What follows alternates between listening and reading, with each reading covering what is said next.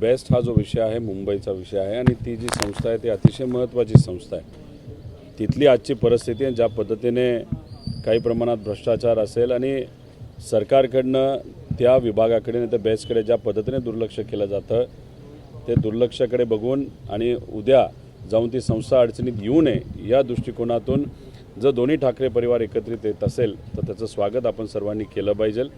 पण हे फक्त बेस्टच्या इलेक्शन बाबतीतचा विषय आज आहे। अजून पुढे जाऊन जे मुंबई महानगरपालिकेचं इलेक्शन त्या बाबतीत ते काय करतात हे आपल्या सर्वांना बघावं लागेल। पण विषय एवढाच आहे की जिथं अन्याय होतो त्या अन्यायाच्या विरोधात जर काही लोक एकत्रित येत असतील आणि कॉमन अजेंडा घेऊन येत असतील तर मला असं वाटतं की काही हरकत नाही। महिला आयोगाने जे अध्यक्षांनी ट्विट केलं 3 मुलींची नावं त्यात आहेत, कसं बघता म्हणजे नावं टाकणं केलं आहे? एक तर या 3 मातंग समाजाच्या ज्या मुली आहेत त्यांच्यावर अन्याय झालेला आहे। कुठेही सर्च वॉरंट नसताना सुद्धा पोलीस प्रशासन त्यांच्या घरी आणि ऑफिसला जाऊन कुठं ना कुठंतरी त्यांची बदनामी करण्याचा प्रयत्न तिथं झालेला आहे। तुम्ही समजून घ्या की ऑफिसमध्ये जिथं लोक असतात तिथूनच एका महिलेला जर पोलीस गाडीमध्ये टाकलं जात असेल नाहीतर मग 2 मुली जिथं राहतात त्या घरी जाऊन आसपासचे जे पब्लिक आहे त्यांना काय भावना वाटणार।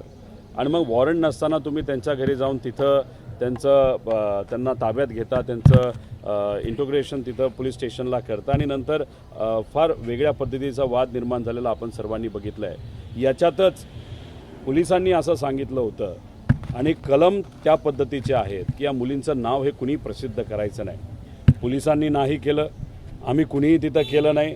पण महिला आयोग जो महिलांच्या अधिकारासाठी महिलांच्या हक्कासाठी जो आयोग हा बनवला गेला त्या आयोगाच्या माध्यमातून आपण जर बघितलं तर 3 मातंग समाजाच्या मुलींचं नाव हे प्रसिद्ध करण्यात आलं। आता BNS 72 हे जे कलम आहे त्याच्या अंतर्गत हे एक फार मोठं गुन्हा आहे। आता मग महिला आयोगाच्या बाबतीत काय केलं जातं आहे आणि दुर्दैव असं महिला आयोगला पण डोकं नाही आणि त्याच्याचबरोबर ज्या त्याच्या अध्यक्ष आहेत त्यांनी सरळ ते रिट्वीट केलं म्हणजे अजून प्रसिद्धी त्या मुलींना मिळावी, मुलींचा अपमान अजून जास्त व्हावा असा कुठेतरी प्रयत्न महिला आयोगाच्या माध्यमातून केला गेला आहे। त्यामुळे BNS 72 नाही तर दुसरं जे कुठलं कलम असेल त्याच्या अंतर्गत कारवाई त्या आयोगावर नाही तर तिथे असणारा जो कोणी व्यक्ती ज्यांनी ते ट्विट केलं आणि रिट्विट ज्यांनी केलं त्यांच्यावर तिथं झालं पाहिजे। अशा पद्धतीने मुलींचं नाव पब्लिश करून त्यांची बदनामी करणं हे योग्य नाही।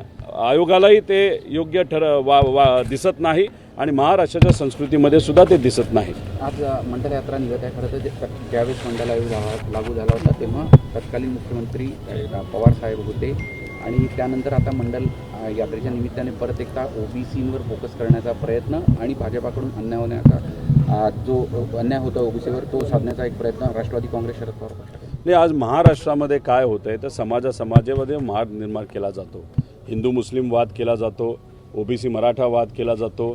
आता मुंबईचं इलेक्शन डोळ्यासमोर ठेवून मराठी आणि अमराठीचा वाद तिथं केला जातो म्हणजे विकास राहतो बाजूला पण फक्त कुठंतरी 1-2 समाजामध्ये वाद निर्माण करून आपला राजकीय फायदा करून घ्यायचा, राजकीय पोळी भाजून घ्यायची हा जो भाजपचा दृष्टिकोन आहे तो कुठंतरी आपल्या सर्वांना बदलावा लागेल।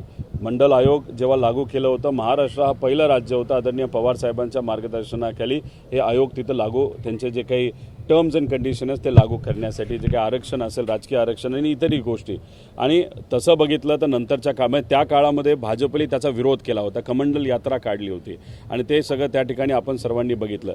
पण आता नजीकच्या काळामध्ये जे खरे मुद्दे जे महत्त्वाचे मुद्दे ज्याच्यात शेतकऱ्यांच्या आत्महत्या मोठ्या प्रमाणात वाढत आहेत, युवांचे प्रश्न आहे, बेरोजगारीचा प्रश्न, महिला सुरक्षेचा विषय आहेत, महाराष्ट्राचा विकासाचा मुद्दा हा बाजूला राहिला आहे आणि इलेक्शन कशावर लढलं जातं आहे तर जातीवाद धर्मवादावर तिथं लढलं जातं आहे।